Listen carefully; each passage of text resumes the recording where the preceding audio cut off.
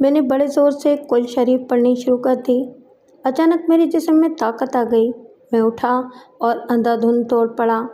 میرا رخ کیمپ کی طرف تھا جو وہاں سے کم و بیش 2 میل دور تھا۔ میں چوری چھپے کیمپ میں داخل ہوا، کیچڑ سے لتھڑی ہوئی وردی اتار دی اور لیٹ گیا۔ بہت دیر بعد آنکھ لگی۔ اگلے روز اتوار تھا۔ میں عائشہ کے گھر چلا گیا۔ ان لوگوں نے رات کو نہ آنے کی وجہ پوچھی تو میں نے جھوٹ بولا۔ میں ڈیوٹی پر تھا۔ میں بہت اداس اور پریشان تھا۔ عائشہ کا باپ کریم اور اس کی ماں اپنے کھیتوں کی طرف نکل گئے۔ میں سمجھ گیا کہ وہ مجھے اپنی بیٹی کے پاس تنہا رہنے کے لیے کام کے بہانے باہر نکل گئے ہیں۔ عائشہ مجھے کمرے میں لے گئی، حال احوال پوچھا۔ میں نے اسے تسلی دلاسا دیا۔ اس نے پوچھا، دن کے وقت بھی آپ کو میری صورت میں پہلی بیوی نظر آئے گی؟ میں نے اسے بتایا تھا کہ یہ پہلی بیوی کی روح ہے۔ 6 مہینے اسی اذیت میں گزر گئے۔ میں نے کئی بار اس کی منت سماجت کی کہ مجھ سے طلاق لے لے، میرا تمام پیسہ اپنے پاس رکھے اور میں اسے ہر ماہ باقاعدہ خرچ بھیجتا رہوں گا، لیکن اس نے وہی جواب دیا جو پہلے بھی دے چکی تھی۔ میں نے آپ کے سراپے کے ساتھ شادی نہیں کی، ساری عمر آپ کے ساتھ گزاروں گی۔ ایک رات میں نے اسے غصے سے کہا، عائشہ میں بزدل ہوں، ڈرپوک ہوں، میں اس بیوی سے ابھی تک ڈرتا ہوں جو بدبخت میرے ہی ہاتھوں ماری جا چکی ہے۔ میں مرد نہیں ہوں، معلوم نہیں میں کیا ہوں، میرے اندر بدروح داخل ہو گئی ہے۔ کسی روز تمہارا بھی گلا دبا دوں گا، مجھ سے آزاد ہو جاؤ۔ وہ بالکل نہیں ڈری، اس پر کچھ اثر ہوا ہی نہیں۔ اس نے مجھ سے کہا، میں یہی چاہتی ہوں کہ آپ میرا گلا اپنے ہاتھوں گھونٹ دیں، زندگی آپ کے ساتھ گزرے گی اور ہنسی خوشی گزرے گی۔ مجھے ازدواجی تعلق کی کوئی پرواہ نہیں، آپ اسی حال میں خوش رہا کریں۔ خودکشی کا ارادہ میرے دل سے نکل چکا تھا۔ میں جان گیا تھا کہ بدروح مجھے مرنے نہیں دے گی، وہ مجھے اذیت دے دے کر انتقام لے رہی ہے۔ میں نے یہ بھی سوچا تھا کہ عائشہ سے فرار ہو جاؤں، مگر اس کی محبت اور اس کا ایثار میرا راستہ روک لیتا تھا۔ وہ مجھے کسی پیر کے پاس لے جانا چاہتی تھی، لیکن میں اس ڈر سے نہیں جاتا تھا کہ قتل کا راز کھل جائے گا۔ یہ راز صرف عائشہ کو معلوم تھا۔ آخر 6 مہینے میں نے عائشہ کو بتا دیا کہ مجھ پر پہلی بیوی کی بدروح کا قبضہ ہے، اور یہ محض وہم اور خوف نہیں۔ میں نے پہلی بار اس کے بھولے بھالے چہرے پر ڈر کا تاثر دیکھا اور وہ سوچ میں غرق ہو گئی۔ اس نے کہا، مجھے پہلے ہی ڈر تھا کہ یہ کوئی آسیب ہے۔ میں جانتی ہوں کہ آپ تعویذ وغیرہ سے اس لیے ڈرتے ہیں کہ آپ کو بتانا پڑے گا کہ آپ نے اپنی پہلی بیوی کو قتل کیا تھا۔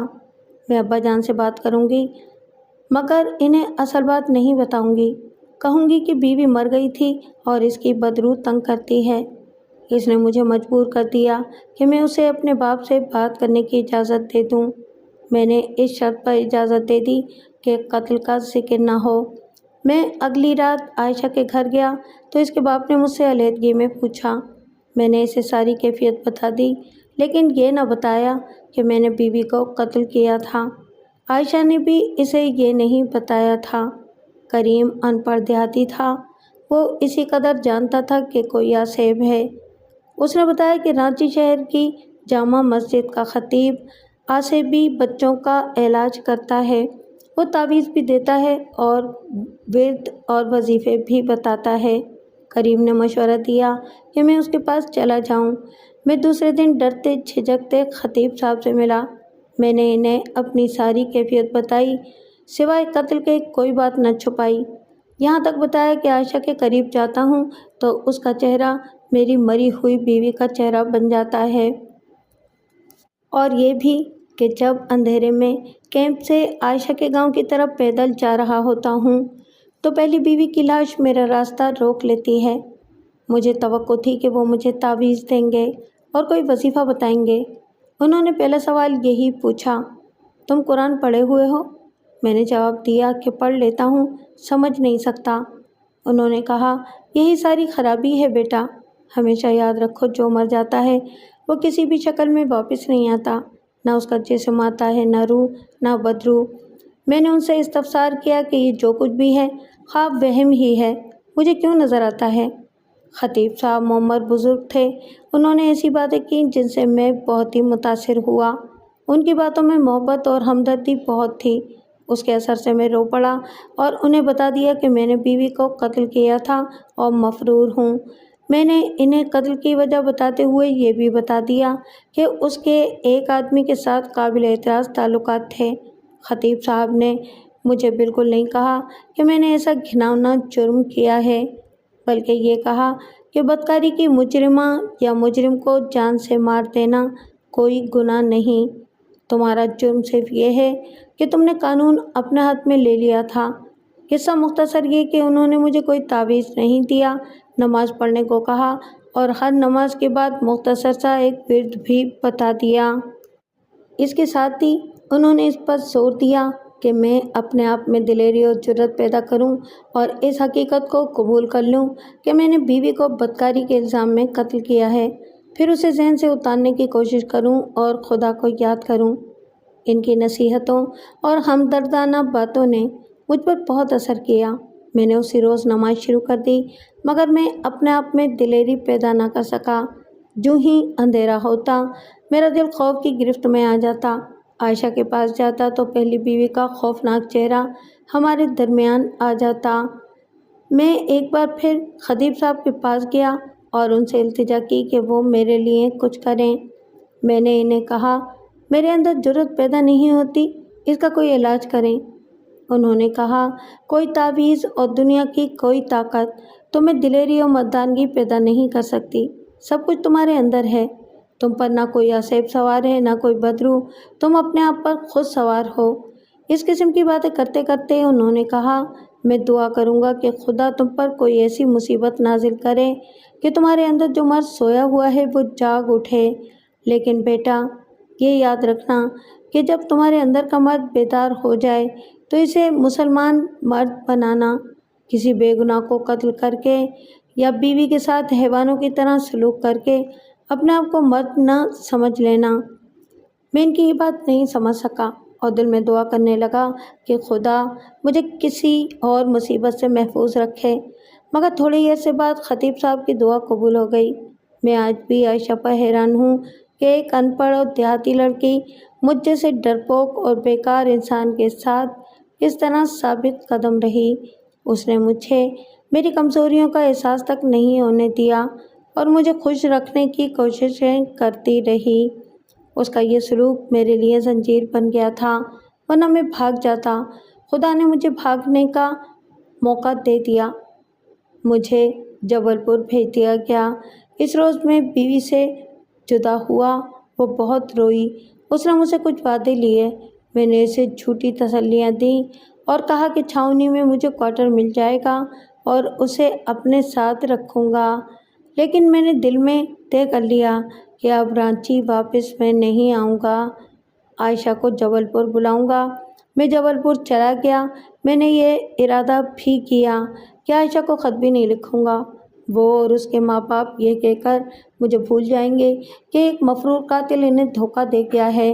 سال 2 سال کے انتظار کے بعد وہ عائشہ کی دوسری شادی کر دیں گے، لیکن جبل پور جا کر میں نے چند دنوں میں ہی دیکھ لیا کہ پہلی بیوی جو مجھ پر بدروح کی طرح قابض تھی، رانچی کے اس جنگل میں رہ گئی ہے جس میں سے ہر رات گزر کر میں عائشہ کے پاس جایا کرتا تھا۔ جبل پور میں اندھیرے میں گیا، تنہا بھی رہا۔ میں نے پہلی بیوی کے متعلق سوچا، لیکن اس کا بھیانک چہرہ مجھے نظر نہیں آیا۔ اس کی بدروح نے مجھے آزاد کر دیا تھا، اس کی جگہ عائشہ مجھ پر قابض ہو گئی۔ فرق صرف یہ تھا کہ یہ بڑی حسین روح تھی جو میرے سامنے آ کر مجھے پیار بھری نظروں سے دیکھتی تھی، میرے ساتھ باتیں کرتی تھی اور کبھی مسکراتے مسکراتے رو بھی پڑتی تھی۔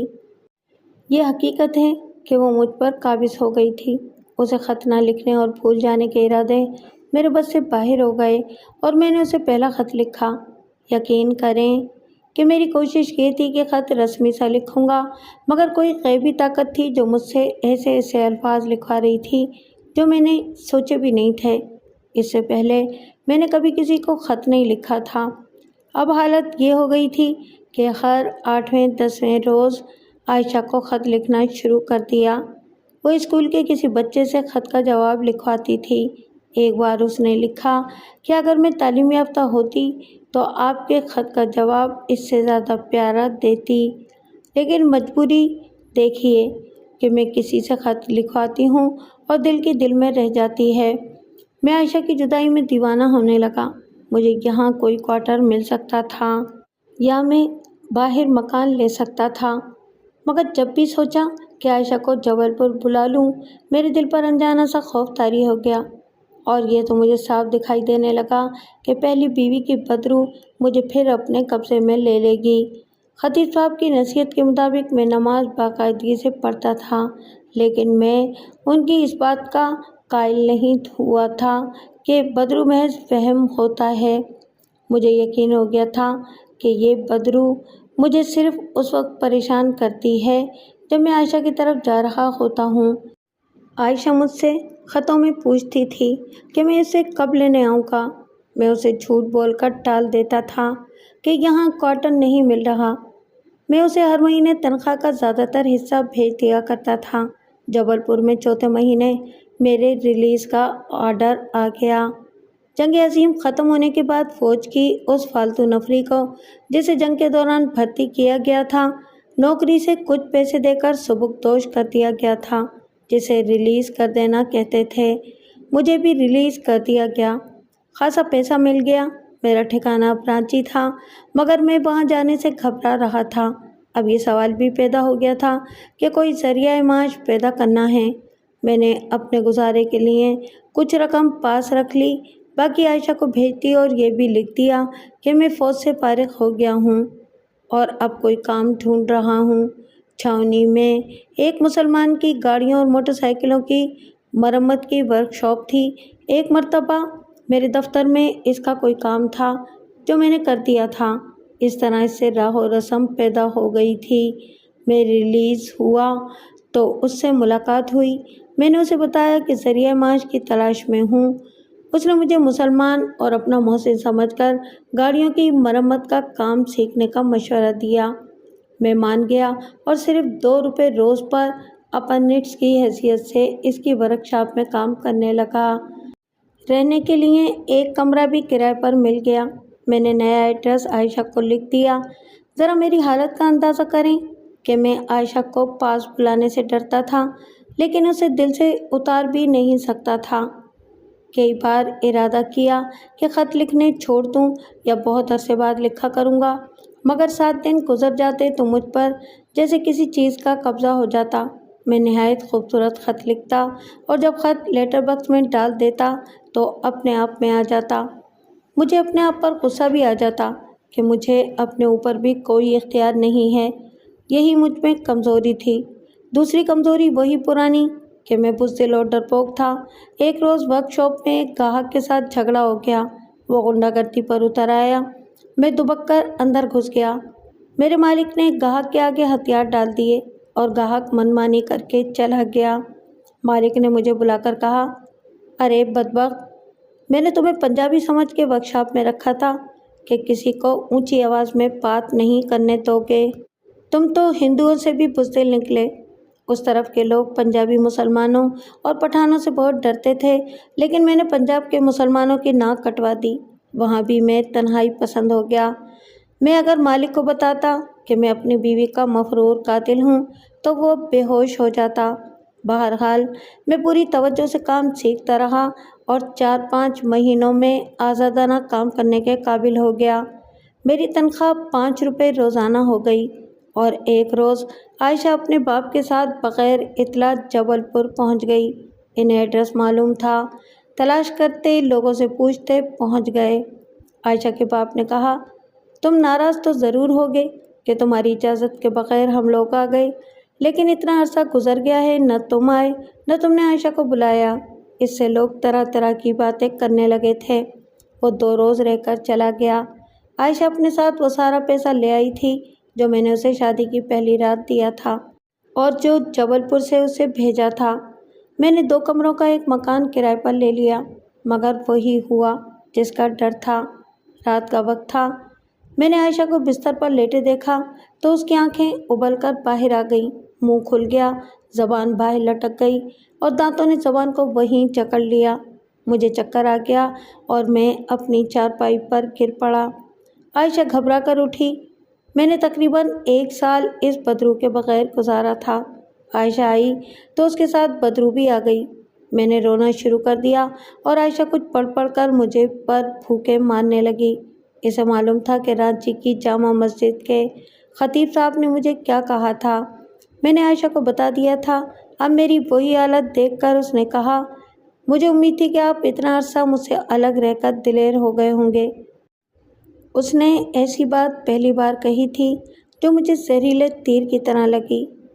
اب رات کو اکثر یوں ہوتا کہ میری آنکھ کھل جاتی اور میں اپنی پہلی بیوی کا خوفناک چہرہ کمرے میں گھومتا پھرتا دیکھتا۔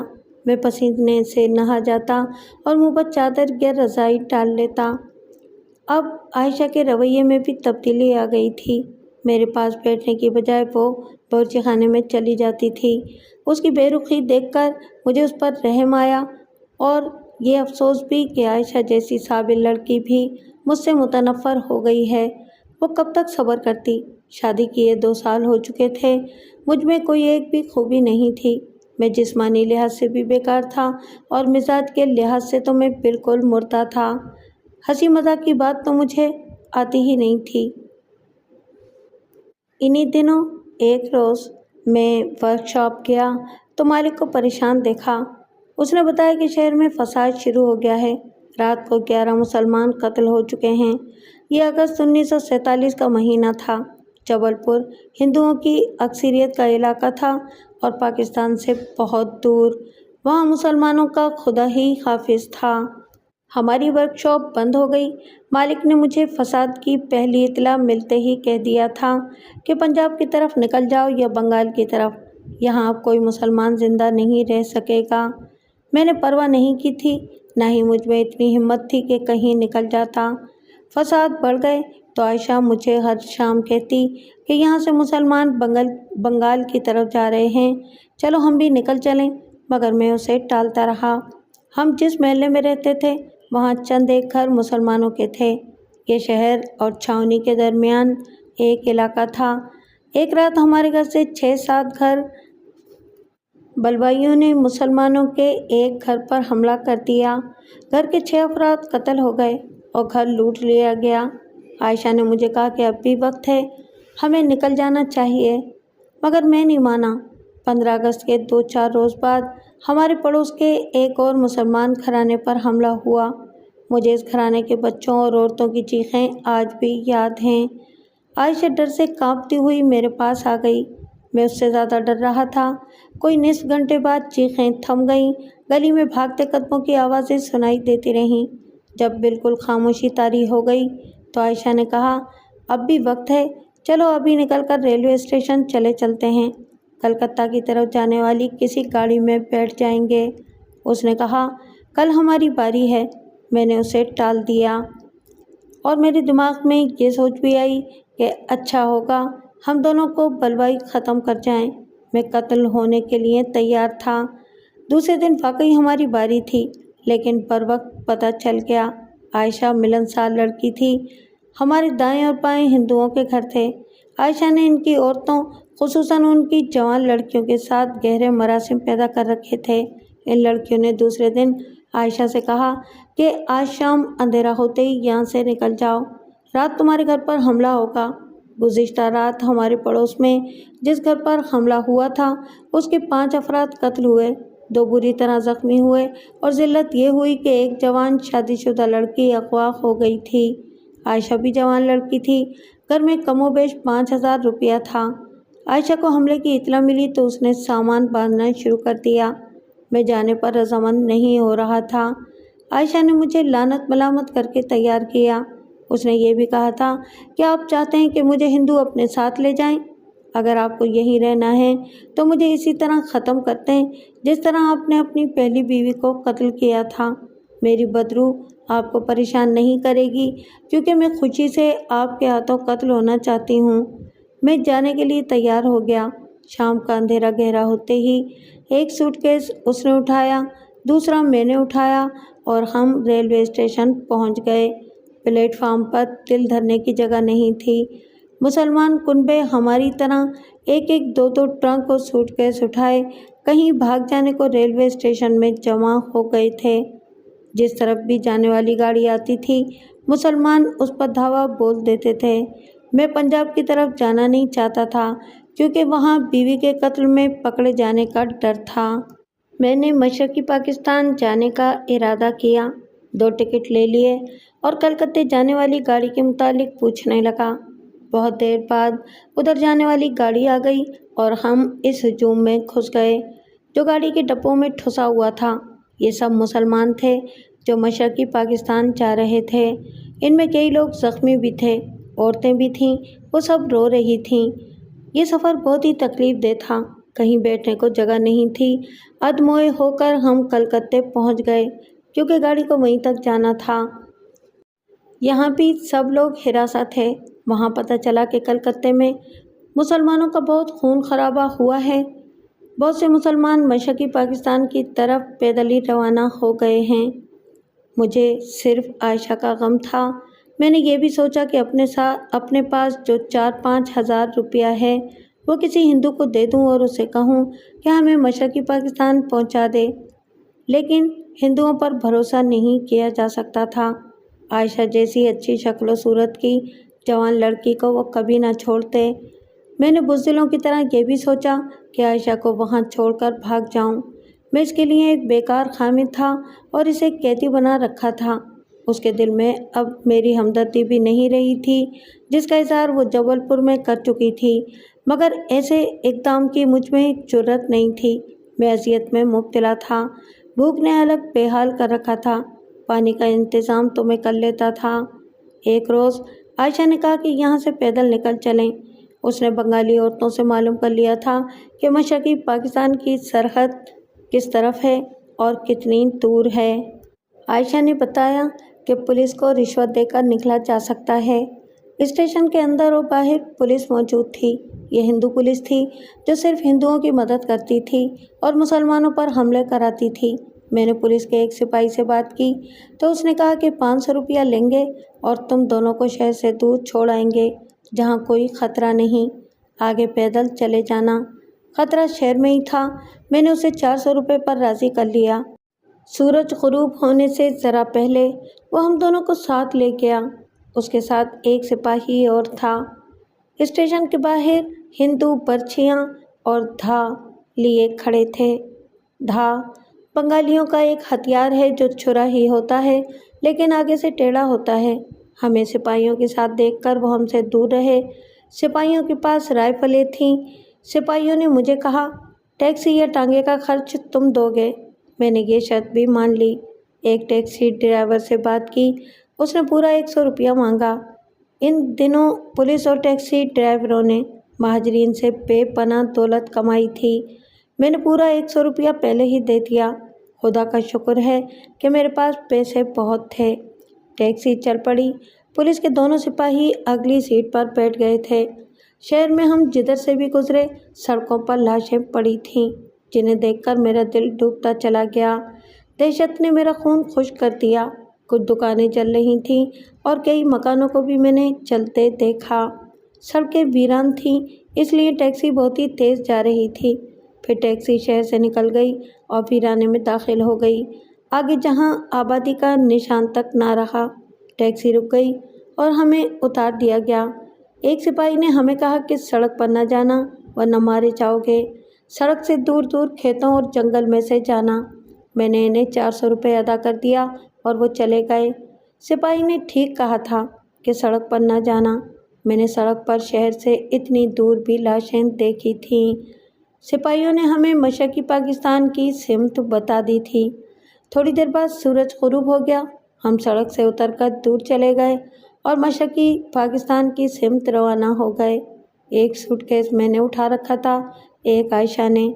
सावन का महीना था, दलदल और पानी जगह जगह जमा था। मेरा दिल बहुत ही कमज़ोर हो गया था। जूं-जूं अंधेरा गहरा होता जा रहा था, दिल और ज़्यादा कमज़ोर होता जा रहा था। आयशा मुझसे कोई बात करती या कोई सवाल पूछती तो जवाब देते हुए मेरी ज़बान लड़खड़ा जाती। मैंने अपने तौर पर आयशा के साथ कोई बात न की। भूख ने जिस्म को अलग बेजान कर रखा था। एक बार आयशा ने पूछा, راستے میں بلوائی مل گئے تو آپ کیا کریں گے؟ میرا پسینہ نکل آیا اور میں پھیکی سی ہنسی ہنس پڑا۔ منہ سے کوئی بات نہ نکلی۔ میں اس قدر ڈرپوک ہو چکا تھا کہ عائشہ کو جھوٹی تسلی بھی نہ دے سکا۔ ایک جگہ پانی جمع تھا، ہم دونوں نے پیا اور ایک خشک جگہ دیکھ کر وہاں لیٹ گئے۔ میرے جسم میں طاقت نہیں رہی تھی۔ ایک جگہ دیکھ کر ہم دونوں لیٹ گئے اور تھکن کی وجہ سے فوراً ہی سو گئے۔ سورج کی تپش نے مجھے جگا دیا۔ عائشہ گہری نیند سوئی ہوئی تھی۔ میں نے عائشہ کو جگایا اور ہم چل پڑے۔ اس علاقے کی آبادیاں پنجاب کی طرح نہیں ہوتیں۔ یہاں پانی کے قدرتی تالاب ہوتے ہیں۔ ان میں موٹے موٹے بانسوں کے ستون کھڑے کر کے ان پر بانسوں کی جھگیاں بنی ہوتی ہیں۔ دور دور بانسوں کی جھونپڑیاں نظر آ رہی تھیں۔ ہم ان سے بچتے چلے جا رہے تھے۔ میں نے کوئی نصف میل دور 4 آدمی اسی سمت جاتے دیکھے جدھر ہم جا رہے تھے۔ ان کے پاس کوئی سامان نہیں تھا، جس سے پتہ چلتا تھا کہ وہ مہاجر نہیں ہیں۔ وہ ایک ٹیکری کی اوٹ میں چلے گئے۔ یہ ٹیکری آگے گھوم کر ہمارے راستے میں آتی اور وہاں ختم ہو جاتی تھی۔ ہم وہاں پہنچے تو آگے سے اچانک وہ 4 آدمی آ گئے۔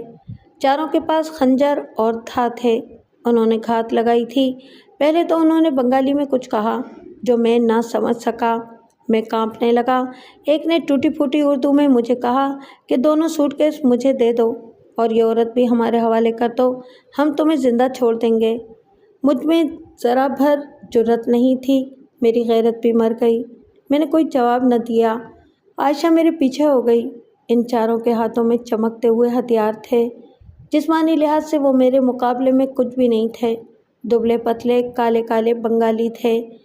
ان کے 2 جسم ملا کر میرا اکیلا جسم بنتا تھا، مگر جرأت کے بغیر بھینسے جتنا جسم بھی بیکار ہو جاتا ہے۔ مجھے چکر آ گیا، دماغ کی نسیں اکڑ گئیں، زبان بند ہو گئی اور میں مٹی کا بت بن گیا۔ ایک آدمی آگے بڑھا۔ اس نے میرے ہاتھ سے سوٹ کیس لے لیا۔ میں نے کوئی مزاحمت نہیں کی۔ دوسرے نے عائشہ کے ہاتھ سے سوٹ کیس لے لیا اور 2 نے میرے پیچھے آ کر عائشہ کو بازوؤں سے پکڑ لیا۔ عائشہ کی چیخیں نکل گئیں۔ ایک نے مجھے بازو سے پکڑا اور آگے کو چلا کر بولا، تم جاؤ، اور میں چل پڑا۔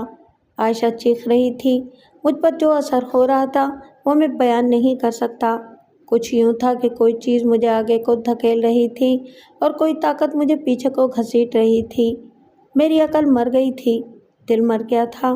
میں مرنے کی دعائیں مانگا کرتا تھا، خودکشی کا ارادہ بھی کیا تھا، مگر موت سامنے آئی تو میں اپنی دولت، اپنی بیوی اور اپنی غیرت ان کے حوالے کر کے میدان چھوڑ گیا۔ میں پیچھے دیکھنے کی بھی جرأت نہیں کر رہا تھا۔ مجھے عائشہ کی چیخیں سنائی دے رہی تھیں۔ پھر مجھے عائشہ کی یہ چیخ نما آواز سنائی دی، اور بغیرت بزدل، اب میری بدرو تجھے ساری عمر چین نہیں لینے دے گی۔ پھر اس نے ایک ایسا لفظ کہا جو شرافت کے دائرے سے باہر ہے، اس لیے وہ میں نہیں کہہ سکتا۔ میں نے پیچھے مڑ کر دیکھا۔ کوئی 20 قدم دور 2 ہندوؤں نے عائشہ کو زمین پر گرا لیا تھا اور اس کو بے لباس کرنے کی کوشش کر رہے تھے۔ عائشہ تڑپ و چیخ رہی تھی۔ 2 ہندو میری طرف پیٹ کیے کھڑے تھے۔ پھر مجھے معلوم نہیں کہ میرے اندر کیسا دھماکہ ہوا۔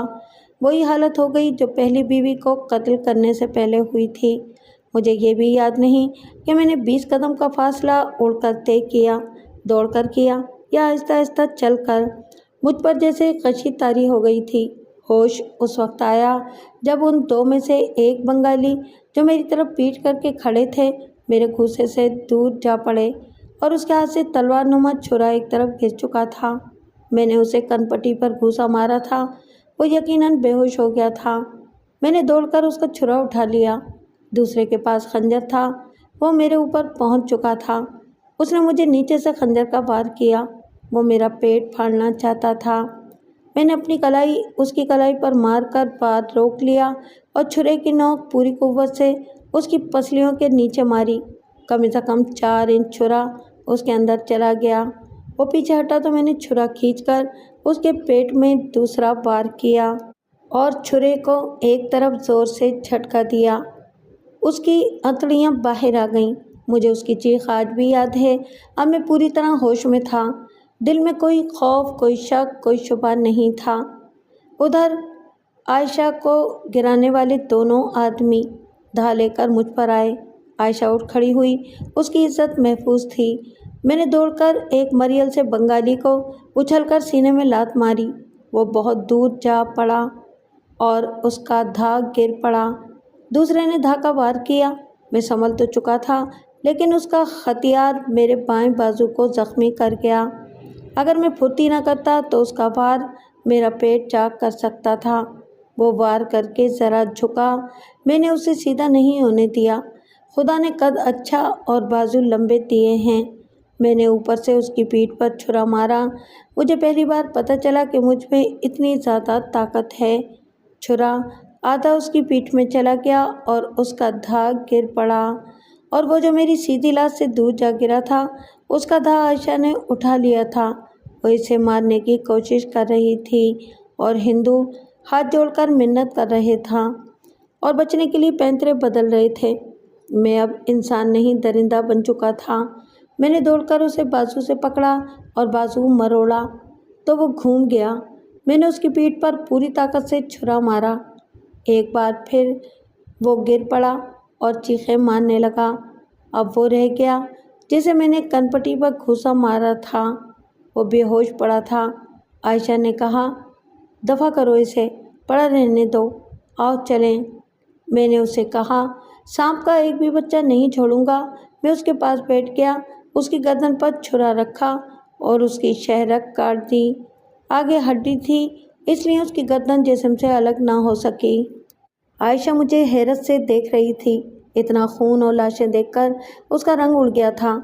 میں نے اسے کہا، ڈرو نہیں، تم پنجابی مسلمان کی بیوی ہو، چلو۔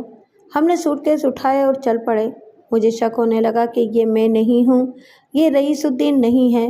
میں نے اپنے بازو سے خون بہتا دیکھا تو ایسا محسوس ہوا جیسے جسم سے فاسد خون نکل رہا ہے۔ میری بزدلی اور سارے خوف بازو کے زخم کے راستے نکل گئے۔ عائشہ نے سوٹ کیس کھولا اور ایک کپڑا نکال کر زخم پر باندھ دیا۔ میں نے اسے کہا، فکر نہ کرو، یہ زخم کچھ بھی نہیں۔ حالانکہ زخم بہت گہرا تھا۔ میں بالکل ہی بدل چکا تھا، جسم ہلکا پھلکا ہو گیا تھا، دماغ پر کوئی ناگوار بوجھ نہیں تھا۔ آگے گئی تو میں نے اچانک رک گیا اور سوٹ کیس رکھ دیا اور عائشہ کو گلے لگا لیا۔ مجھے پہلی بیوی کی بدرو نظر نہ آئی۔ میں نے عائشہ سے کہا، وہ مر گئی ہے، میری پہلی بیوی۔ مجھے رانچی والے خطیب صاحب کے الفاظ یاد آ گئے، تمہارے لیے دعا کروں گا کہ خدا تم پر کوئی ایسی مصیبت نازل کرے کہ تمہارے اندر جو مرد سویا ہوا ہے وہ جاگ اٹھے۔ ان کی دعا قبول ہو گئی تھی۔ اپنا اور دشمن کا خون بہا کر میری مردانگی جاگ اٹھی تھی۔ انہوں نے ٹھیک کہا تھا کہ تم پر نہ کوئی بدرو سوار ہے نہ کوئی آصف، تم خود اپنے آپ پر سوار ہو۔ سب کچھ تمہارے اندر ہے، طاقت بھی، کمزوریاں بھی۔ عائشہ نے کہا، تیز چلو، بلوائی پھر آ جائیں گے۔ ہم چل پڑے۔ دن گزرا، رات آئی۔ ہم ویرانے میں جا رہے تھے۔ بعد میں پتہ چلا تھا کہ سڑک پر جانے والے مہاجرین کا بہت قتل عام ہوا تھا۔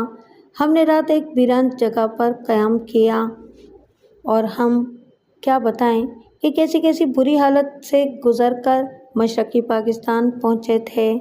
اس شام ہم اس جگہ سے مشرقی پاکستان کی سرحد میں داخل ہوئے جہاں ہلی واقع ہے، اس سے آگے بوگرا ہے۔ اب میرے پاس وہ تینوں چیزیں موجود تھیں جن کے بل بوتے پر انسان پہاڑوں کے بھی جگر چاک کر سکتا ہے۔ ایک جرأت، دوسرا قومی جذبہ اور تیسرا پیسہ۔ میں اپنی فطری بزدلی ان چار لوگوں کے خون میں ڈبو آیا تھا جنہوں نے عائشہ کو بے آبرو کرنے کے لیے اسے مجھ سے چھین لیا تھا اور زمین پر گرا لیا تھا۔ وہاں سے میں ڈھاکہ چلا آیا۔ یہاں مجھے ایک دکان مل گئی، مکان بھی مل گیا۔ عائشہ اس لیے بہت خوش تھی کہ میں بدل گیا تھا۔ مجھ میں وہ ساری خوبیاں پیدا ہو گئی تھیں جو ایک مرد میں ہونی چاہیے۔ عائشہ کو غم تھا تو اپنے ماں باپ کا تھا۔ ان کے متعلق آج تک پتہ نہیں چلا کہ زندہ ہیں یا ہندوؤں کے ہاتھوں شہید ہو گئے تھے۔ مشرقی پاکستان سے ان کے نام کئی خط لکھے تھے، کوئی جواب نہیں آیا تھا۔ وہ شاید گاؤں میں شہید ہو گئے ہوں۔ عائشہ کے جب بچے پیدا ہوئے تو والدین کا غم کم ہو گیا۔ مجھے خوشی اس بات پر تھی کہ مجھے ایک گھر اور اپنا وطن مل گیا تھا۔ میں تو دھتکارا ہوا بے گھر آدمی تھا۔ میں اپنی بیوی کا مفرور قاتل تھا۔ ہر لمحہ پھانسی کا رسا میرے سر پر لٹکتا رہتا تھا۔ اب وہ خطرہ ختم ہو گیا تھا اور پہلی بیوی کی بدروح ہندوستان میں ہی رہ گئی تھی۔ عائشہ کبھی یاد دلاتی تھی تو بھی مجھے اس کی بدروح نظر نہیں آتی تھی۔ مجھ پر اب اس کے قتل کا کوئی اثر نہیں ہوتا تھا۔